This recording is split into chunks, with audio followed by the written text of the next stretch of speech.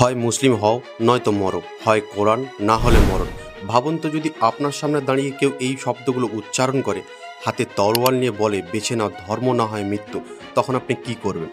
10ই October 1946 বাংলার নোয়াখালী জেলায় সেদিন সূর্যের আলো লাল হয়ে উঠেছিল, কিন্তু সেটা কোনো প্রাকৃতিক আলোর কারণে নয়, বরং হাজার নিরপরাধ হিন্দুর রক্তে। ঘরবাড়ি জ্বলছিল, উঠোনে পড়ে থাকতো মানুষের লাশ, নারীদের চিৎকারে আকাশ ছুঁয়ে যাচ্ছিল। না, আমি কোনো সিনেমার গল্প বলছি না, আমি কোনো ভয়ের গল্পও বলছি না। এটা বাস্তব ইতিহাস, যেটাকে চাপা দেওয়া হয়েছে, যেটার কথা আমরা বইতে খুব কম পড়েছি। অথচ এই সময় বেঁচে যাওয়া মানুষদের চোখের সামনে আজও ভাসে সেই দুঃস্বপ্ন। নোয়াখালীর গণহত্যা শুধু একটি হত্যাকাণ্ড ছিল না, এটা ছিল ধর্মীয় নিধনযজ্ঞ। এখানে ছিল আগুন, তরোয়াল, ধর্ষণ, জোরপূর্বক ধর্মান্তর আর হাজার হাজার মানুষের জীবন ধ্বংস। নমস্কার, আমি নির্মল।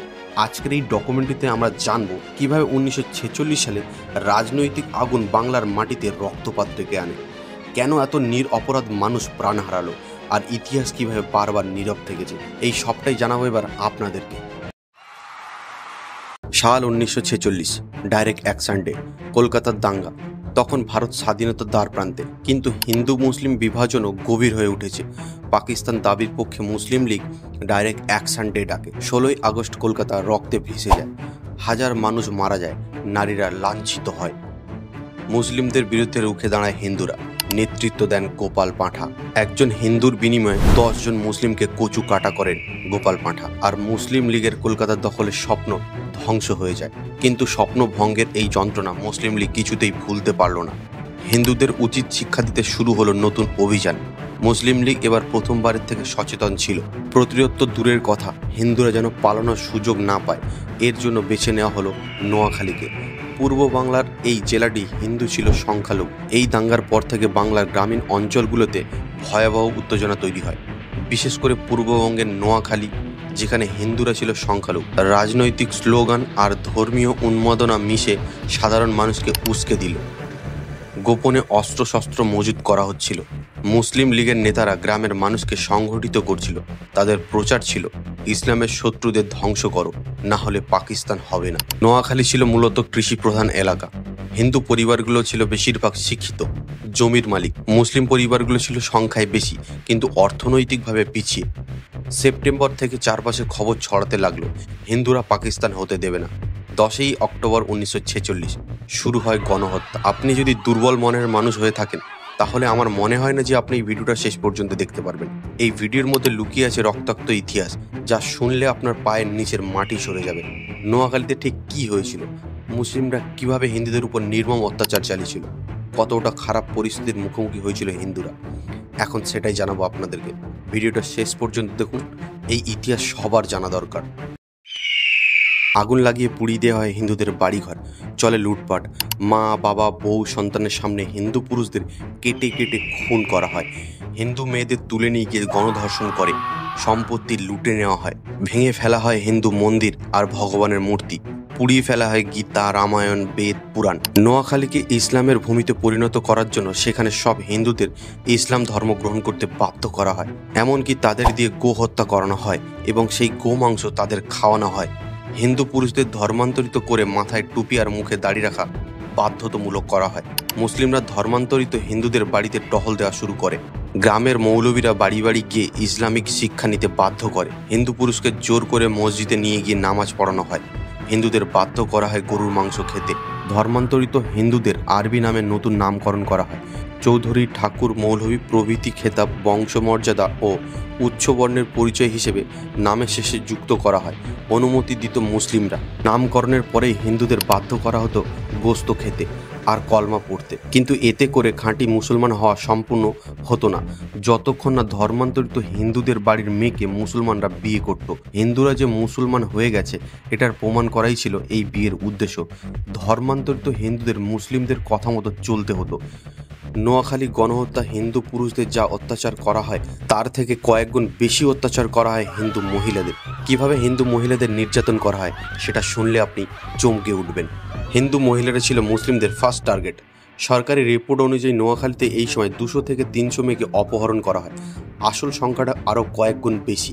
এই হিন্দু মেয়েদের বেশিরভাগই পরে আর কোনো খোঁজ পাওয়া যায়নি। যারা ফিরে এসেছিল তাদের পরিবার আর তাদেরকে গ্রহণ করেনি। তাই তাদের আত্মহত্যার পথ বেছে নিতে হয়েছিল। 8 থেকে 80 বয়স যাই হোক না কেন, ধর্ষণের হাত থেকে রেহাই পায়নি কেউ।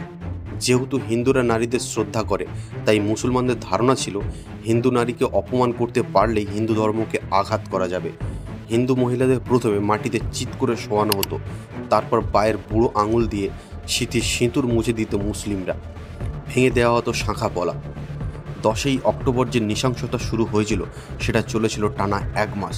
ইজ্জত বাঁচাতে আত্মহত্যা করেছিল অনেক মহিলা। লুটপাট, খুন, গণধর্ষণ চলছিল অগাধে, অথচ পুলিশ প্রশাসন ছিল নীরব দর্শক। বাংলাতে তখন আইন বলতে কিছুই ছিল না। দেশের নেতারা চুপ ছিলেন, আর তারই সুযোগ নেয় এই কট্টরবাদী মুসলিমরা।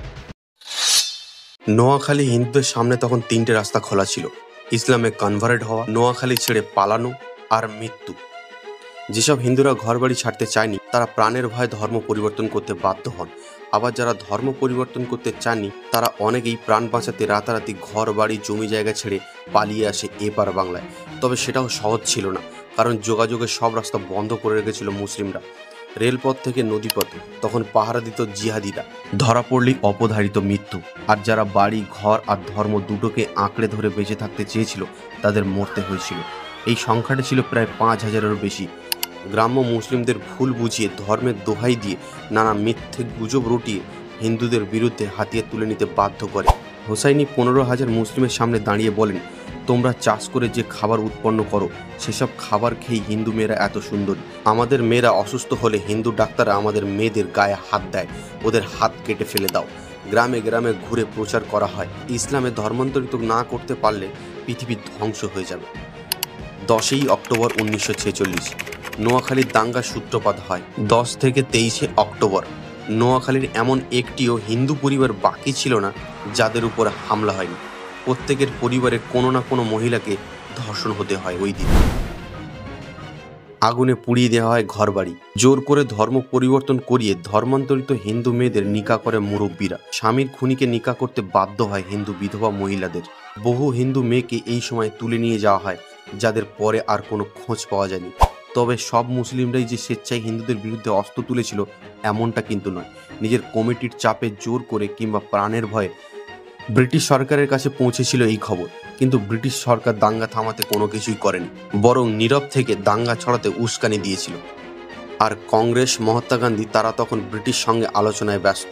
দাঙ্গার শুরুতে প্রথমে তাকে নোয়াখালী যাওয়ার জন্য বারবার অনুরোধ করা হলেও নোয়াখালী যাননি মহাত্মা গান্ধী। তাদের প্রতি সমবেদনা আর দুঃখ জানিয়ে তিনি তার কর্তব্য শেষ করেন। দাঙ্গা শুরু হওয়ার 24 দিন পর তার পা পড়েছিল নোয়াখালীতে। মুসলমান অত্যাচারের হাত থেকে বাঁচতে গান্ধীজি নোয়াখালীর হিন্দুদের এক অসাধারণ উপায় বলেছিল। হিন্দু পুরুষদের তিনি বলেন, তোমরা যেন কখনোই অসহায়ভাবে মৃত্যুবরণ করো না, বরং তোমাদের উচিত একটি শব্দ না করে হত্যাকারী তরবারের দিকে মাথা এগিয়ে দেওয়া, তাহলেই দাঙ্গা থেমে যাবে। মেয়েদের গান্ধীজি বলেছিলেন, তোমরা অত্যাচারীদের বাধা দিও না, কারণ মেয়েদের জানা উচিত কিভাবে মৃত্যুবরণ করতে হয়। সুতরাং খুব সাহসের সঙ্গে মৃত্যুর মুখোমুখি দাঁড়াতে হবে এবং এর জন্য একটু শোক করা উচিত নয়।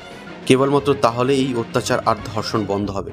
কিন্তু তরোয়ালের সামনে মাথা ঝুঁকিয়ে আত্মসমর্পণ করে জিভে কামড় দিয়ে ধর্ষণের জ্বালা সহ্য করেও দাঙ্গা থামেনি। সাল 1947 ভারত স্বাধীন হয়। পাকিস্তানের জন্মের পর নোয়াখালী দাঙ্গা নিয়ে সব আলোচনা বন্ধ হয়ে যায়, কিন্তু এই খুন ধর্ষণের কোনো বিচার হয়নি। মুসলিম লীগের নেতারা ধর্ষণের অভিযোগ অস্বীকার করে, কংগ্রেসও চুপ করে যায় যাতে দাঙ্গা আর না ছড়ায়। নির্যাতিতা অত্যাচারী তারাও তাদের উপর হওয়া অন্যায় অত্যাচার মেনে নিতে বাধ্য হয়। কোনো প্রতিবাদ হয়নি। ভয়, লজ্জায় আর অপমানে নিজের সন্তান কিংবা পরবর্তী প্রজন্মের কাছেও নোয়াখালীর হিন্দুরা লুকিয়ে রাখল সেই সব দিনের কথা। আজকে নোয়াখালী শান্ত, হিন্দু শূন্য। স্বাধীনতার আগে 4 লক্ষ হিন্দু ছিল সেখানে, এদের অর্ধেক মুসলিম হয়েছিল বাধ্য হয়ে। দিন দিন বাংলাদেশি হিন্দুদের সংখ্যা কমছে আজও। বাংলাদেশের বিভিন্ন জায়গায় সংখ্যালঘুদের উপর অত্যাচারের ঘটনা শোনা যায়। সাম্প্রদায়িক দাঙ্গা 80 বছর আগের দুনিয়াতে থেমেনি, আজও সুযোগ পেলেই তা মাথা চাড়া দিয়ে ওঠার চেষ্টা করে। শুধু বাংলাদেশ কেন, কাশ্মীর, কেরালা থেকে রিসেন্টলি মুর্শিদাবাদ তার জলজান্ত প্রমাণ। তাই এই নোয়াখালীর ঘটনা প্রত্যেকটা মানুষের জানা উচিত। এই ঘটনা থেকে শেখা উচিত সাম্প্রদায়িক হিংসা কতদূর গড়াতে পারে, এর ফলে কি হতে পারে। তাই যে বা যারা ধর্মীয় উস্কানি দিয়ে মানুষে মানুষে বিভেদ তৈরি করে, তিনি পুরোহিত হন বা মৌলবী, তাদের বিরুদ্ধে সবাইকে প্রতিবাদ করতে হবে। আজ আমরা দেখলাম নোয়াখালীর গণহত্যার সেই ভয়ঙ্কর অধ্যায়। রক্তে লেখা এই ইতিহাস হয়তো বইয়ের পাতায় চাপা পড়ে গেছে, কিন্তু আমাদের মনে রাখা উচিত সত্য কখনো মুছে যায় না। এই ভিডিওর উদ্দেশ্য কোনো ধর্ম বা সম্প্রদায়কে আঘাত করা নয়, এটি শুধু একটি ঐতিহাসিক ঘটনা তুলে ধরার প্রচেষ্টা। আমরা চাই ভবিষ্যৎ প্রজন্ম যা ইতিহাসের ভুল থেকে শিক্ষা নিয়ে যেন নতুন করে শান্তি আর সহনশীলতার সমাজ গড়ে ওঠে। যদি মনে করেন সত্যি ইতিহাস জানাটা জরুরি, তবে ভিডিওটি লাইক অ্যান্ড শেয়ার করুন। আপনার মতামত এবং অভিজ্ঞতা কমেন্টে জানান। তবে বিনা কারণে কাউকে ছোট করা বা ঘৃণা ছড়ানো থেকে বিরত থাকুন। আমার ভিডিও আমি এই পর্যন্তই শেষ করছি। দেখা হচ্ছে পরের ভিডিওতে। ততক্ষণ সবাই ভালো থাকবেন, সুস্থ থাকবেন। জয় হিন্দ, বন্দে মাতরম।